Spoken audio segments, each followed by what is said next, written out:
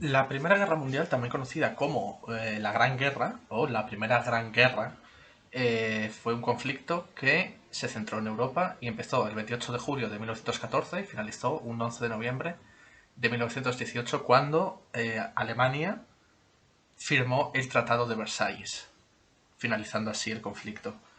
Y recibió el calificativo de mundial porque todas las naciones que se vieron involucradas, todas las potencias industriales y militares de la época, fueron divididas en dos alianzas. Por un lado estaba la Triple Alianza, formada por el Imperio Alemán, Austria-Hungría e Italia, y por otro lado estaba la Triple Entente, que estaba formada por el Reino Unido, Francia y el Imperio Ruso.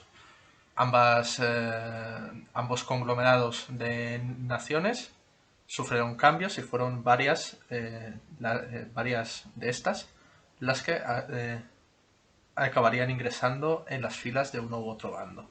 Es decir, esto significa que en el año 1914, ¿vale? Tanto, por poner un ejemplo, en la Triple Alianza, en el Imperio Alemán, tenía colonias por todo el mundo, ¿vale? Italia también, Reino Unido también, Francia también, es decir, y al entrar estas naciones en conflicto, bueno, en guerra, ¿vale? Todas y cada una de sus colonias, ¿vale? Pues estuvieron de algún modo involucradas también. Es decir, si yo soy Francia y tengo una colonia al sur de África, por ejemplo, pues ese territorio, esa superficie de tierra, también entra en conflicto con las potencias a las que le declararon la guerra,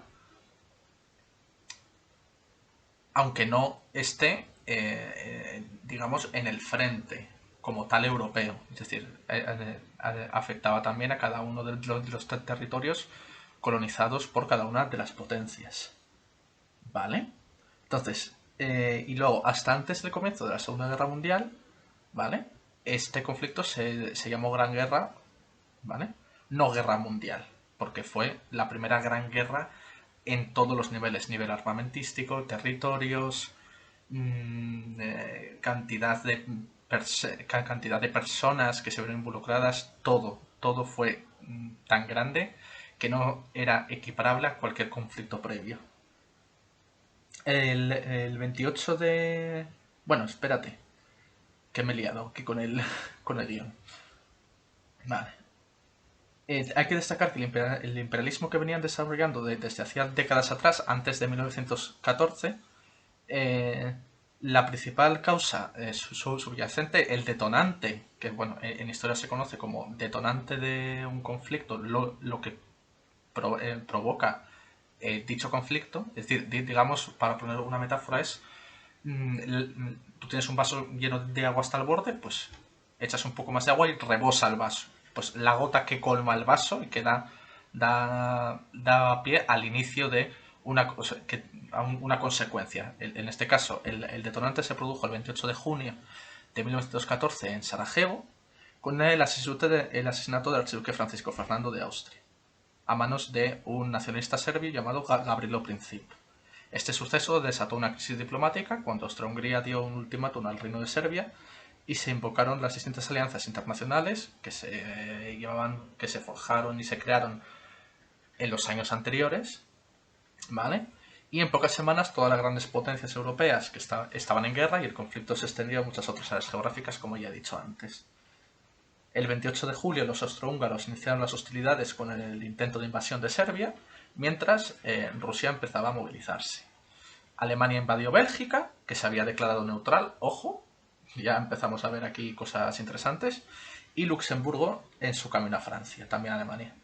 La violación de la soberanía belga provocó que el Reino Unido declarara la guerra a Alemania. Por lo tanto, los alemanes fueron detenidos por los franceses a pocos kilómetros de París y se inició una guerra de desgaste.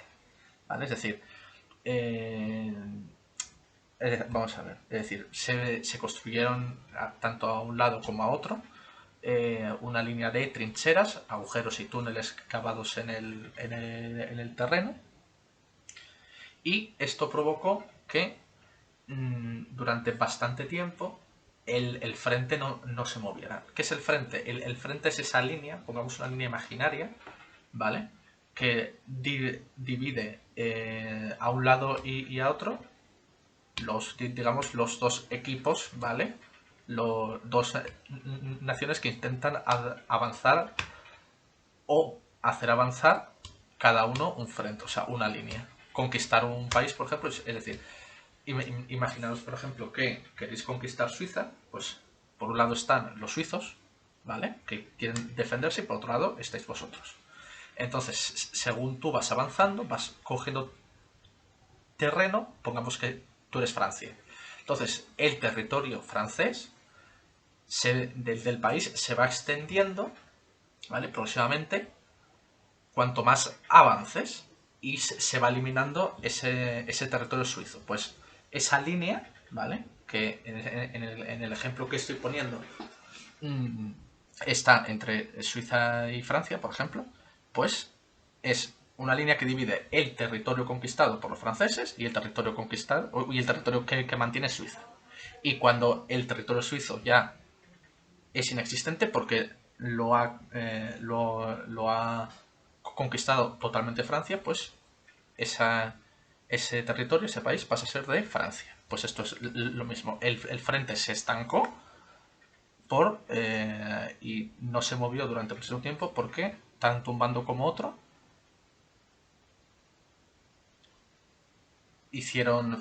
construyeron estas trincheras y se quedaron ahí, ¿vale? Y no sufrirían variación, ¿vale? El frente hasta 1917. El frente de Francia es conocido como Frente Occidental y en el Frente Oriental el ejército ruso logró algunas victorias frente a los austrohúngaros, pero fueron detenidos por los alemanes en su intento de invadir Prusia Oriental. En noviembre de 1914 el Imperio Otomano entra al conflicto, lo que significa que se abrieron distintos frentes nuevos en el Cáucaso, Mesopotamia y el Sinaí. Luego Italia y Bulgaria se unieron a la guerra en 1915, Rumanía en 1916 y Estados Unidos en 1917. Y luego, si vamos a avanzar, porque con todo este estancamiento del que he hablado antes, el final de la guerra se empezó a ver en marzo de 1917 con la caída del gobierno ruso tras la Revolución de Febrero y la firma de un acuerdo de paz o armisticio entre la Rusia revolucionaria y las potencias centrales después de la Revolución de Octubre.